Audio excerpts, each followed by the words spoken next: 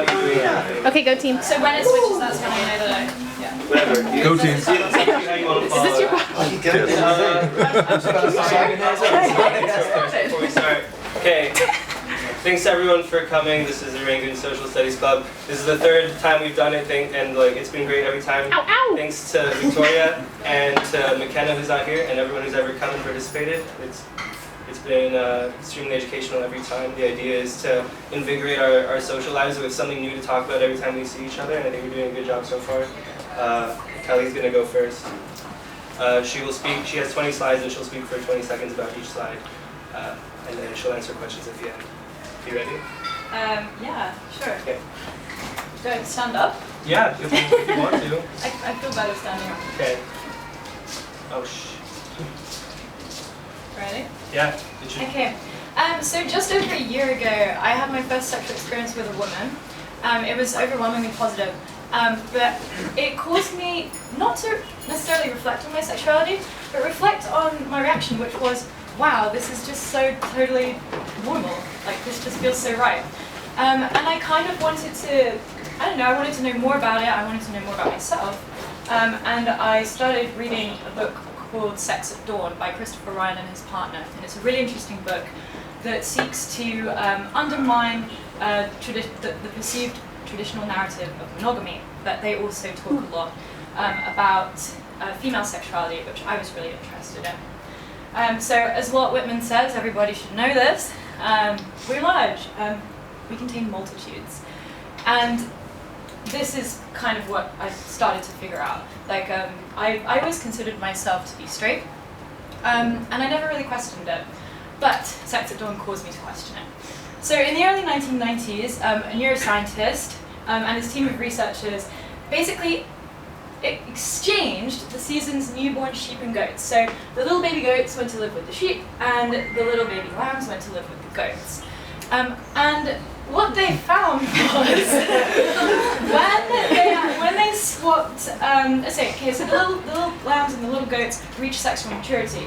They swapped them back to their original species, and they found something really interesting. They found that although the female sheep and goats ran around like fucking everybody, they were super happy, they didn't care whether it was a sheep, they didn't care whether it was a goat, they were just really into it. But the males, they didn't. The males actually, even 3 years later, still didn't really want to have sex with their original species. Like, they didn't want to mate with them. They would mate only with the species with which they were raised. So this raises an interesting point about something that those researchers call sexual plasticity, or the plasticity of sexuality, erotic plasticity, whatever. This is kind of an interesting concept, especially in terms of this study, because what they suggest is that females have greater erotic plasticity than males, on the whole. Like, I actually don't really address male bisexuality in this presentation, but I'm happy to talk about it. So there's that study. Then there was another one in 2006 where a woman decided to show sexual videos to both men and women. These are all the good things that they got to watch. Good for them. They had their genitals wired up to something that measured blood flow. And yes, arousal was detected in women for all of those scenes. So you may have seen, like, there was men and men, there was men and women, there were monkeys fucking, and literally all of those scenes, arousal was detected in women. And in men, in straight men, it was only detected in straight depictions of sex, and in gay men, it was only when there was gay sex. And in lesbians, interestingly enough, it was only when there was women on women. So, in the New York Times, this woman said, with the women, mind and genitals seemed scarcely to belong to the same person. They were reporting whether they were turned on at the same time as they were being wired up. So they couldn't lie about it, but they still did. So why is that? That's what I'm really interested in. Why did the women not report that they were aroused when they saw everything? Like, did they not know? So this is a question, I think, which we could think about, like, is there a price to this erotic flexibility? Do we not actually know what we're feeling? Or is it something more to do with cultural constraints? I'm not really sure. something else. 200,000 people, all ages, were surveyed on their sex drive and how it affects their desires. The findings of this study were that the higher the sex drive in straight men, gay men and lesbians, the increase in the specificity of desire. So what that means is that they wanted to bang whoever they were into more. So with nominally straight women, the higher the sex drive, they're more likely that they were to be attracted to both men and women, which I think is something really interesting. Another fact, this is also taken from Sex at Dawn, nearly twice as many women as men consider themselves bisexual, and only half as many consider themselves to be exclusively gay. So that could be taken as further evidence of this erotic plasticity that we're talking about here. Or, of course, there are other arguments for it. It could be, I don't know, is there more repression among men?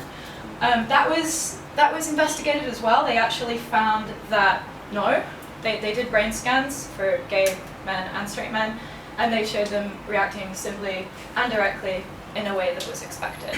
So normally straight women, again, similar studies have been done, and they showed the same, like the machine was lighting up for pretty much everything. Many women, I mean, this is sort of anecdotal, I guess, but they see themselves as attracted to specific people rather than to their gender. I mean, I think I feel like that more than having a specific orientation. And the argument is for a sort of contextual sexuality, more of a non-binary thing that doesn't necessarily depend on something innate that's wired in, but is more to do with the situation that surrounds you and the social context that you find yourself in, perhaps, or the constraints or lack of. In group sex and swinging, I just thought I would chuck this in with keys. They also it's like anecdotal evidence suggests that in heterosexual group sex and swinging, there's a lot of girl-on-girl action, but there's actually not that much guy-on-guy, even if both couples are supposedly heterosexual, whatever that means. So what are the evolutionary benefits of this sexual fluidity? Is it the bonobo inside of us? Like, nobody seems to know the answer to this. Can I literally just finish up? Yeah. Nobody seems to know the answer to this. It's not being studied. It should be studied. My innate feeling is that perhaps it's the female drive to sort of socialize and to bond and to create these like bonds and to smooth over bonds, and that's what bonobos are often seen as doing. So maybe we're just all bonobos.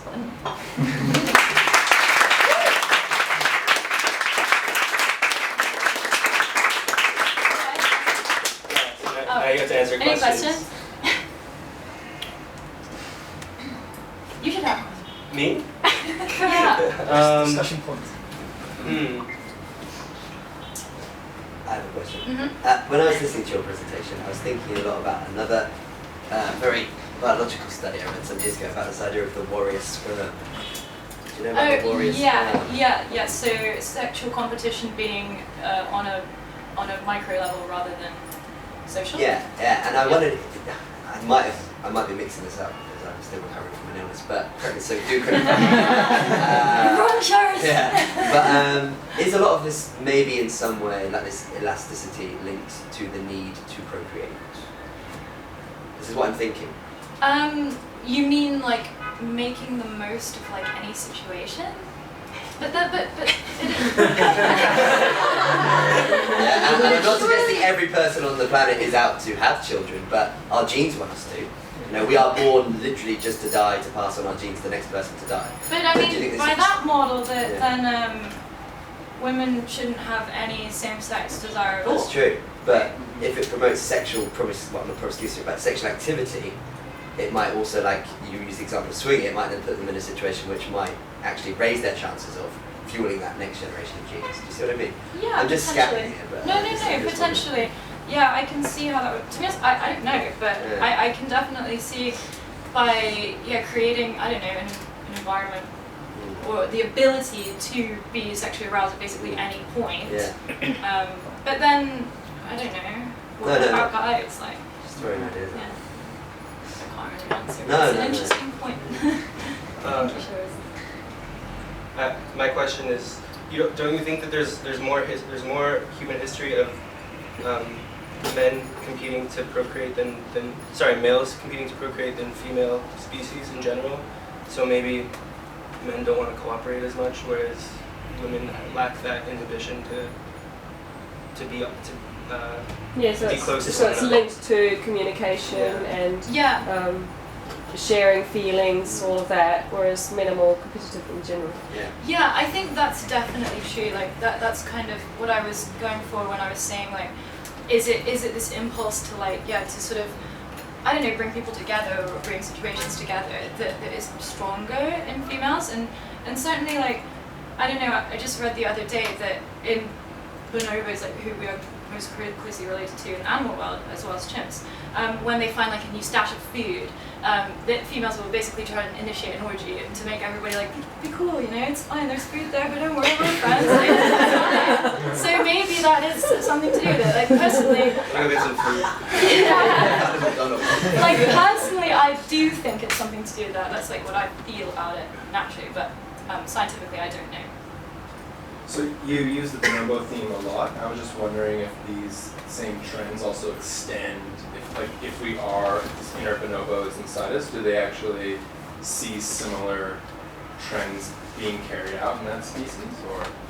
For this, Yeah. for erotic plasticity, I think so. Yeah, they are known to have like bisexual interactions and same gender interactions. It's recorded. Yeah. I don't know if in bonobos it's like more specifically the females. Like I haven't actually researched that, but yeah, they are like commonly brought up in discussions about sex because they use sex not just as a way to procreate, but as a way to initiate social bonds and to like build a community. And have interfamilial sex as well, don't they? Is that right? I don't know, So, like- maybe. Maybe really like It's from dogs. next door,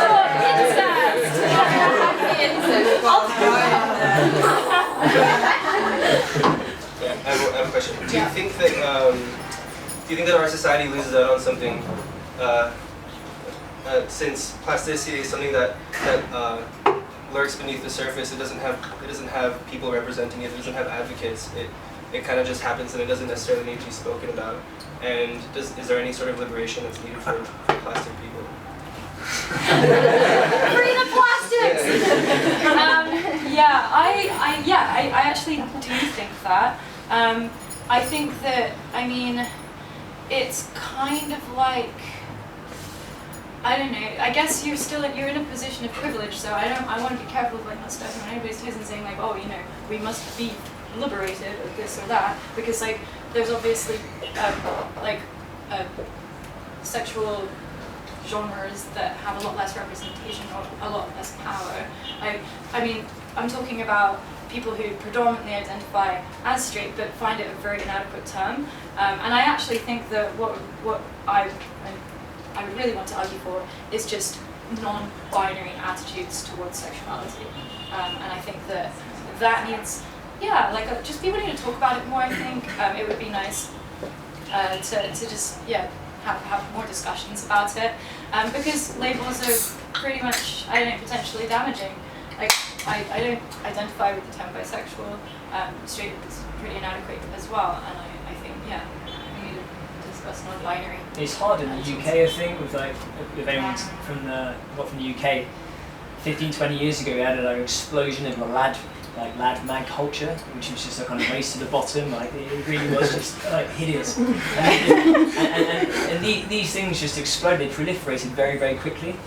And you're talking about upholding those labels and those like rigid preconceptions. Yeah. I think the lad mag culture, which is now almost like a kind of bygone term, thank fuck. But that did a lot to really kind of halt any sort of sense of liberation in people's confidence. They're supposed to step outside of that. And then you get like these kind of experiences, or my kind of experience, being lumped into a category of like, like women performing for men, or something like that. So it gets undermined in that sense, I think, commonly, maybe. the risk of talking too much, sorry. Never. What about matriarchal societies? Because is this study only predominantly done in Western or, societies with Western values? Because matriarchal societies, like the only one I think was the Tuareg society in northern Libya, the nomadic tribes, where, in terms of socially they have all these privileges and powers, would we find that behaviour sexually different as well? Well, there actually is one tribe, the Masuo in China, and they have they have a family structure where the women live with their families. They have one door into the family home and one door onto the street, and they can have male callers whenever they want. They can have multiple male partners at one time, and it's absolutely ingrained in their society as their privilege and their right to do that. And I mean, in terms of plasticity, like what I'm talking about, it's not like I don't know about that in that society, but in that tribe, it's like accepted in it, and women have that status and they have that right. It is as well for them. They actually have that same right where they can have as many partners as they want prior to marriage. Yeah. And even when they get divorced, if they don't want to be with a husband, they keep everything, they send them out into the desert. So it is very much like power roles. Oh, I have a fun fact to go with that. Yeah? Apparently the reason that women make way more noise during sex than men is that they're like signalling like, hey guys! And then like as soon as I'm done with this one, like come on in. That's the sign. Such a good bit. Such a good fact. And everyone knows it's true. Thank you for bringing that up. Okay, anything else before we move on? I have a question. Yeah. Did you consider at all the non-sexually reproductive nature of the clitoris in this research? I mean, women don't need to get off for reproduction to happen. Yeah, that's a really good point. I think, that's a totally valid way to pursue the research. Like, there's obvious physical evidence that, there's a reason to engage in these activities that's not reproductive. Well, you started with the goats and the sheep, which are of course related but distinct species at this point, but the same word in Chinese for both goats and sheep. But the evolutionary relationship between pleasure and reproduction would be interesting to tie into that. Definitely, yeah. Well, I was going to say, wouldn't you be more likely to return to someone that is more physically satisfying than those who are not? That's social utility, but yeah. Yeah, that's true. You would. I would. Thus increasing your chance of perhaps producing whether you need to or not. So. Yeah. Cool, thank you. So I've got 2 points. How they're going to fit in. But having grown up on a farm. I have a confession to make. No, I don't. But I was always